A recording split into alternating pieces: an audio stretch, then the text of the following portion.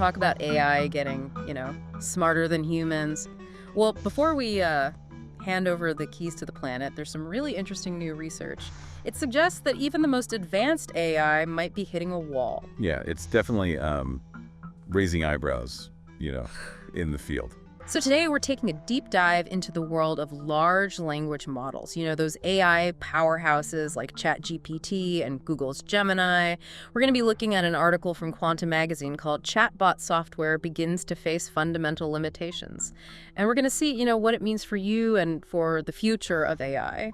Yeah, and maybe even, spark some thoughts about what intelligence actually is. Okay, so let's start with something everyone can relate to.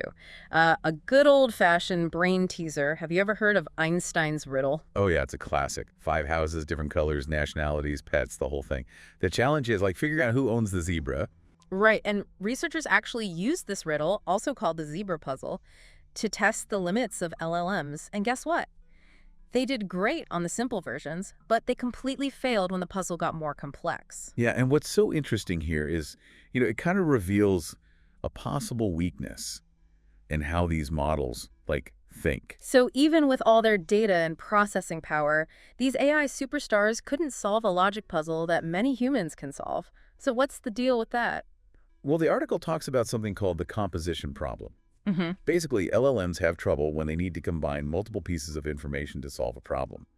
They're amazing at pattern recognition, but when it comes to multi-step reasoning, not so much. To make that a little clearer for our listeners, imagine this. You tell an LLM, Frédéric Chopin's father is Nicolas Chopin. Nicolas was born on April 15th, 1771. What is the birth date of Frédéric Chopin's father? Seems pretty simple, right? Oh yeah, for us it is. But an LLM might get tripped up because it needs to connect those pieces of information in a logical way. It's like they're great at finding the pieces of a puzzle, but not so great at putting them together. So is this just a case of these models not being smart enough yet?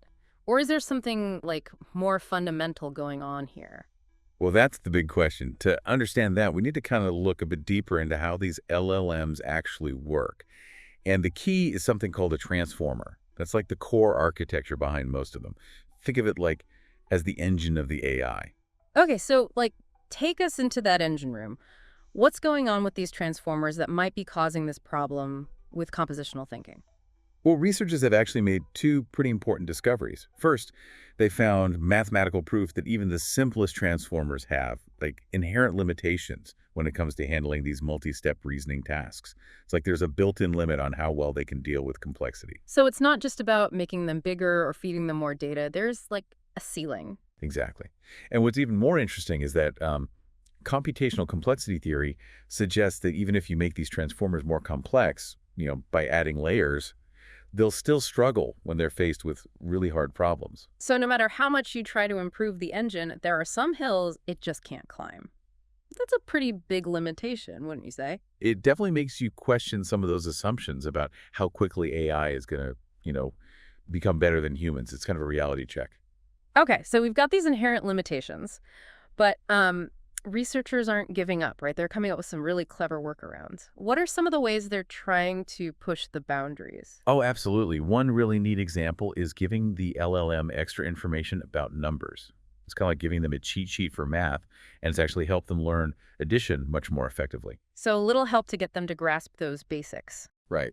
And another cool approach is something called chain of thought prompting. This is where you give the LLM a step-by-step example of how to solve a problem, almost like you're showing them how a human would figure it out. So it's like saying, hey, AI, here's how we do it. Try to follow along. And does that actually work? It's actually pretty effective in some cases. Mm-hmm. But the question is, are these workarounds really breakthroughs, or are they just clever fixes? Right. Are we just postponing the inevitable? We'll dive into that in the next part of our deep dive, where we explore the potential and the limits of these workarounds. But I think for now, it's safe to say that this research is really shaking things up in the AI world, and it's got implications for all of us. Definitely. Stay tuned, because it gets even more interesting from here. So we've got these clever workarounds, but are they really enough to get past those fundamental limitations we were talking about? That's the real question, isn't it? I mean, it's like trying to teach a dog calculus, Mm-hmm. They might pick up a few tricks here and there, but their brains just aren't made for that kind of abstract thinking. And are these AI models kind of in the same boat? Like they can learn these incredible patterns, but are they really like understanding the concepts they're dealing with? Yeah, that's something that has philosophers and computer scientists, really scratching their heads.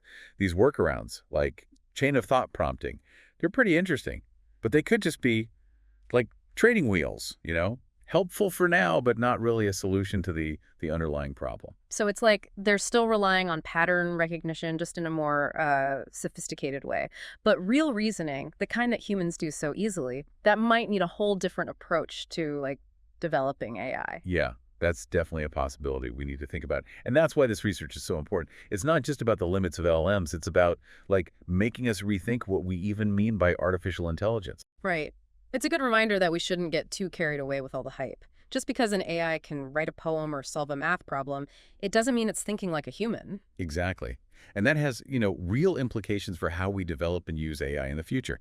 If we're going to depend on these systems for things like self-driving cars or medical diagnoses, we need to be realistic about what they can and can't do. Because a system that's great at pattern matching, it might not always know how to deal with the unexpected, you know? Those curveball situations that need real understanding and flexible reasoning. Exactly.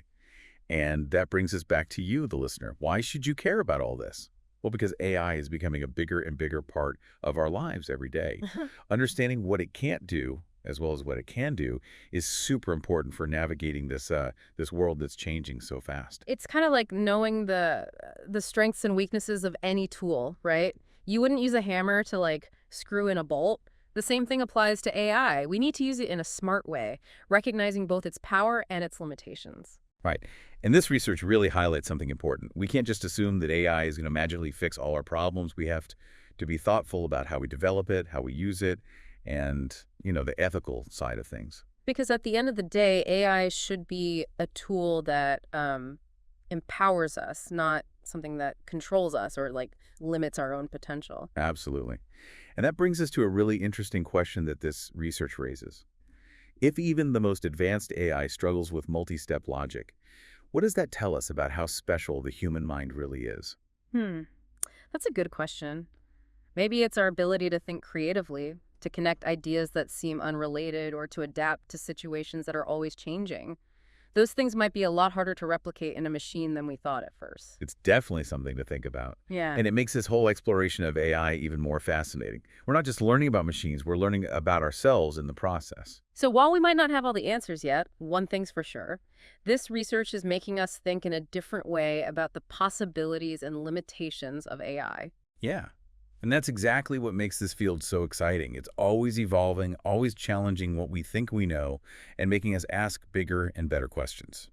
And on that note, let's move on to some final thoughts about what this all means for the future of AI and for all of us. Okay, so where do we go from here? We've seen these limitations in LLMs, and we've talked about some pretty clever attempts to get around them, but it kind of feels like we're at a crossroads. Yeah, in a way we are. This research is like a signpost, pointing to some really big questions like, can we really create artificial intelligence like the kind we imagine using the methods we have now? Or do we need a totally new way of thinking? And for you, the listener, this isn't just some abstract debate happening in the tech world. This is about the future you're going to be living in. AI is already making decisions that affect your life, from what you see online to like what medical treatments doctors recommend. And what this research really highlights is that we need to be, critical thinkers. We need a healthy dose of skepticism when it comes to AI. Don't just get wowed by the latest AI product. Ask questions. How does it work? What are its limits? What assumptions is it based on? Yeah, it's like with any new technology, right? We saw what happened when we just trusted social media algorithms.